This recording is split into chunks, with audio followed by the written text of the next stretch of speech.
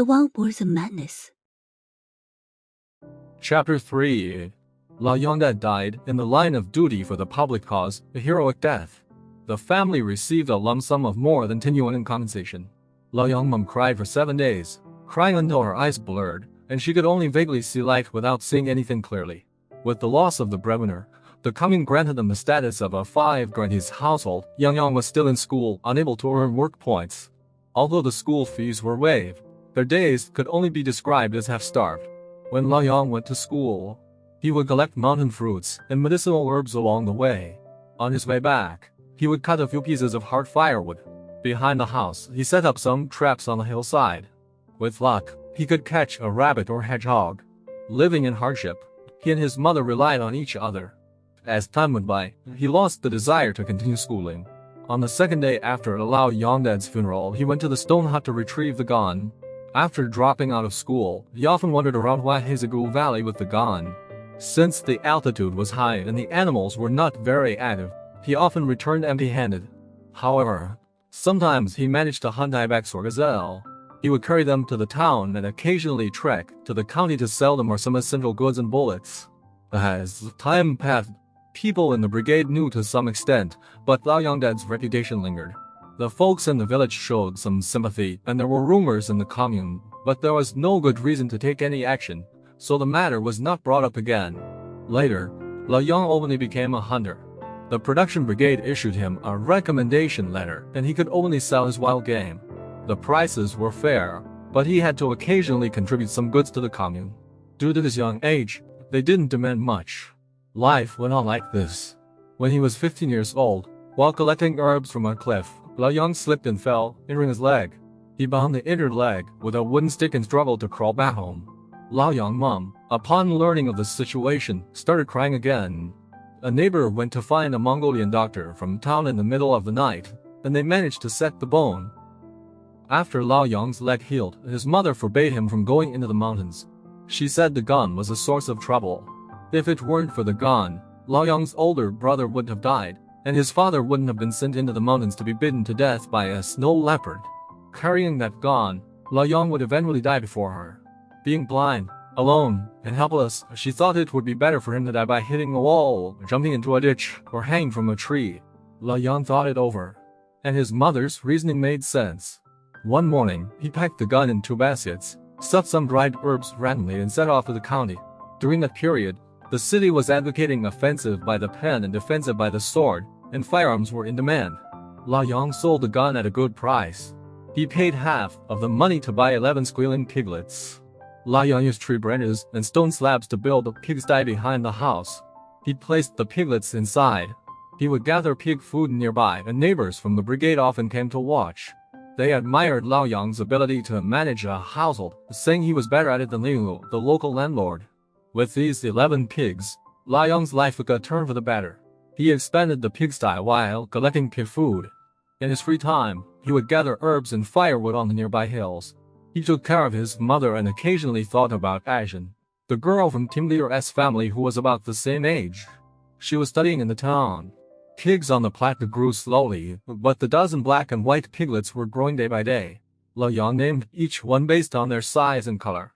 In the limited vocabulary of the mountain people, there was big flower, second flower, third flower, and so on up to 11 flower. Lao Yang wanted to keep 1 boar and 2 sows for breeding, so he selected big flower, second flower, and third flower for this purpose. The others would be castrated for fattening. He went to town to find the pig elder, Lao Tu. Lao Tu discreetly informed him that just today, the town issued a notice prohibiting pig gelding in the countryside. They were going to cut off the tail of capitalism. Private chickens and pigs were to be confiscated for collective use. In the evening, Lao Yang returned home dejectedly.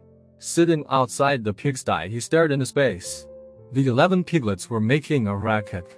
Lao Yang scooped 2 shovels of pig food and threw them into the pigsty. Disheartened, he dropped the shovel and went to the production team leader's house. The team leader's family was having dinner in the main room. The setting sun cast a large golden patch on the adobe wall. Asian, wearing a checkered dress, had her back to the door. Lao Yang stood outside the door, took a quick glance, blushed, lowered his head, and turned to leave. The production team leader stopped Lao Yang, who stood outside and refused to come in. The leader, with a kind heart, walked out with a bowl and asked Liang if he heard that they were going to cut off the tail of capitalism and wondered if he could still raise the piglets. Team leader replied, "I don't know. We'll see how things unfold."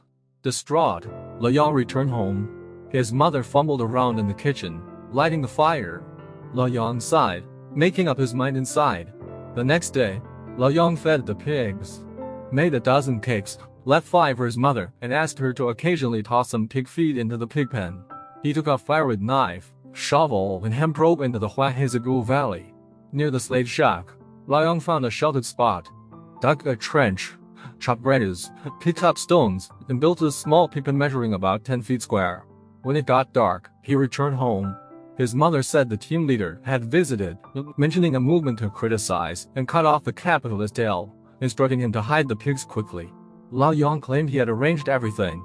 At dawn, Liang drove 11 black and white pigs into the mountains. The piglets, freed from the pen, reveled in their newfound freedom.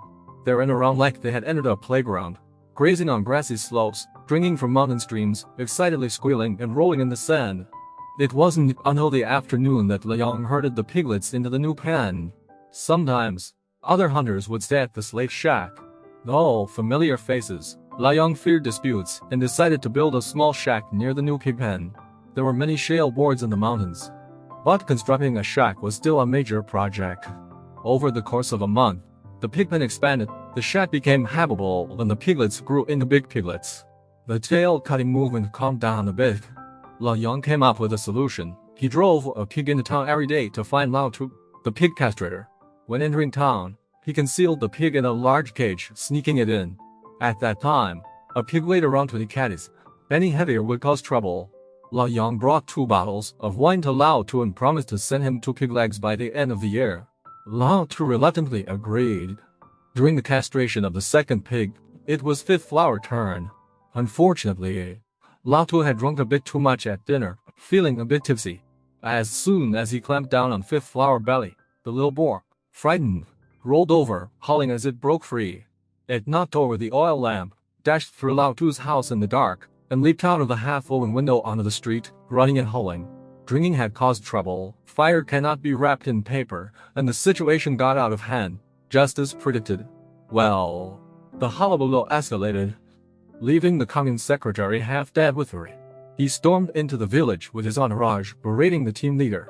"You folks not only tossed your dignity into the town but might as well have thrown it straight into the provincial capital.